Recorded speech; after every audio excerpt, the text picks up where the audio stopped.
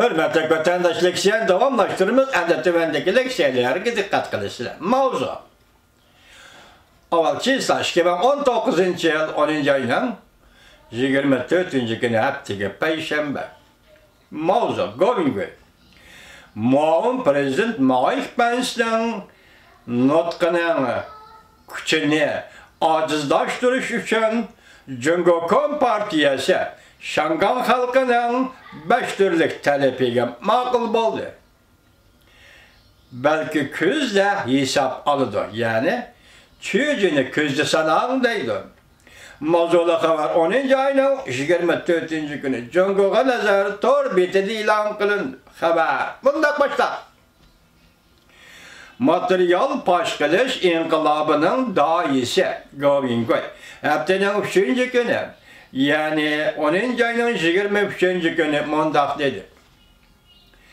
Amerika Qo'shma Shtatlarning muavin prezidenti Mike Pence'ning Cumhuriyet to'g'risida nutq so'zlash faoliyatining qattiq bo'lib ketmasligi uchun Cumhuriyet Partiyasining Amerikada faoliyat qilayotgan dallallari mundaq dedi. Beijing Şangan halkı o'ttirib qo'ygan 5 turli talabga ma'qul deyishni xohlaydi. Diqqat vatandosh. Beijing Şangan halkı o'ttirib qo'ygan 5 turli talabga ma'qul deyishni xohlaydi. Govingwayning material fosh qilishlari ichida eng yangi strategik mazmun mundaq edi. Jungo taraf avval bosh egib xatolikdan tanib, Şangan halkının 5 turli talabiga ma'qul bo'lib, hesapni yoki çüyücünü ko'zda sanash, arqadan xanjar urash. Bu Govingwayning Xitoy hukumatining bergan va'dasiga berayotgan bahosi hisobda. Şangan xalqining 5 turli talablari bunda. Birinchi, qonun o'zgartirish, qonun loyihasini uzil-kesil chekindirish. Ikkinchi, namoyishni to'polonlab bekitishni yig'ishtirib elish. Üçüncü, hazırgacha arlıqda barlıq namoyishchilarni ayblashni amaldan qoldirish.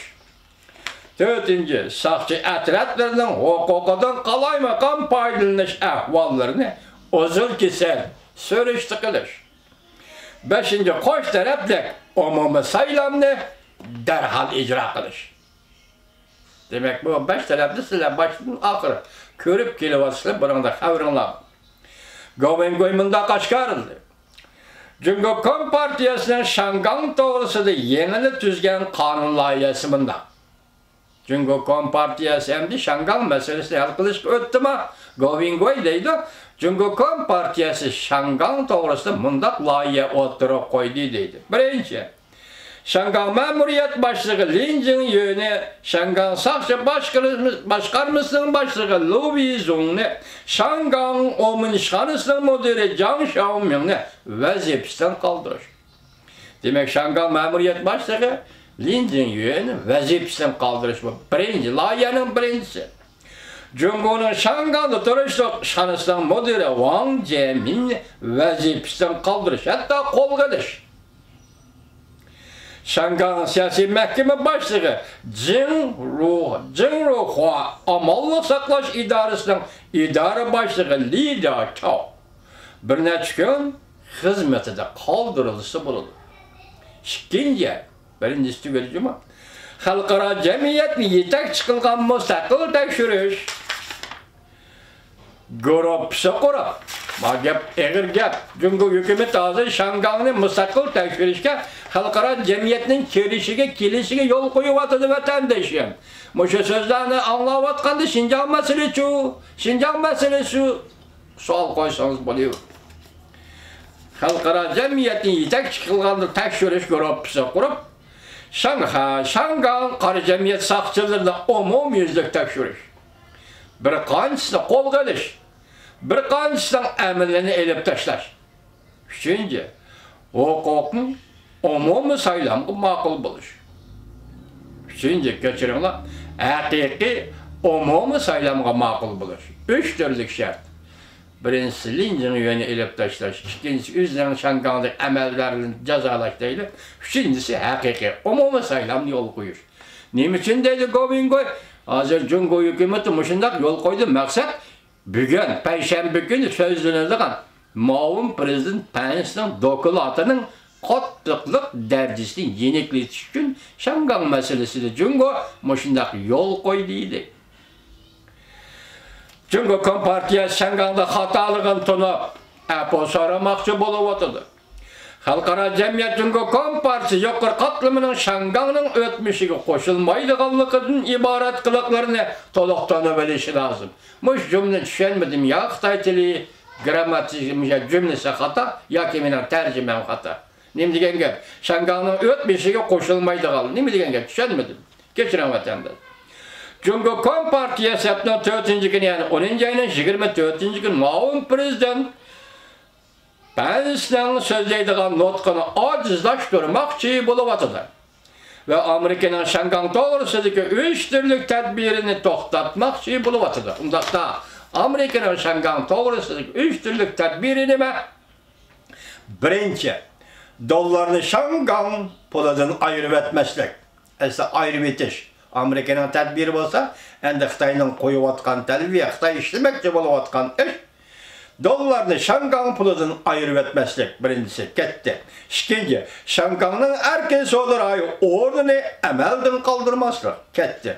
Uchinchi, Shangang xalqi oldida jinoyat o'tkazgan hukumat amaldorlari va soqchilarni terroristlar deb bekitmaslik.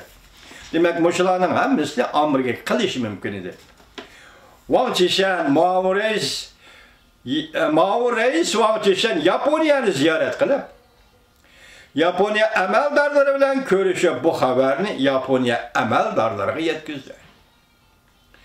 Cungo Kompartiyasi nayt zo'r kuch dallallar qo'shini avatib, 10-ayning 20-kunidan 22-kunigacha Amerikada to'xtamay dallallar vazifasini ijro qildi.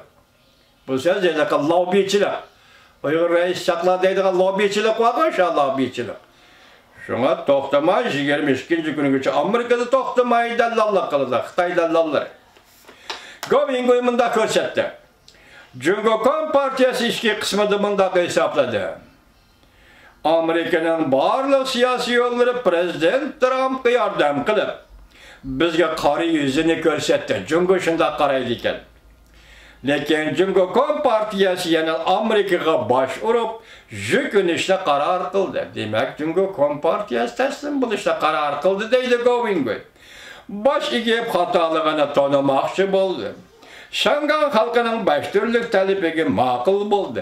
Lekin Cungo Kompartiyasi cho'jini ko'zni sanamoqchi bo'ldi. Cungo harbiy taraf Shangang soqchi tarafning loyihasi bunda. Shangangda 50.000 kishini qo'lga olish, bu Cungo harbiy tarafning loyihasi. Shangangda 50.000 kishini qo'lga olish, jazolash shu vaqtda Shangang paskoyiga tushdi. Lekin bizdan Kompartiya qarshi turishimiz bu passivlikdan tashabbuskor bo'lishga o'zgardi deydi Govingoy. Govingoy bunda hisobladi. Biron Amerika orqali Kompartiyani yo'qotmoqchi bo'ldi.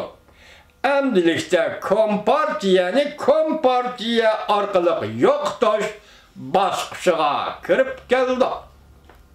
Govingoy nima deydi? Biroq Amerika orqali Kompartiyani yo'qotmoqchi edi.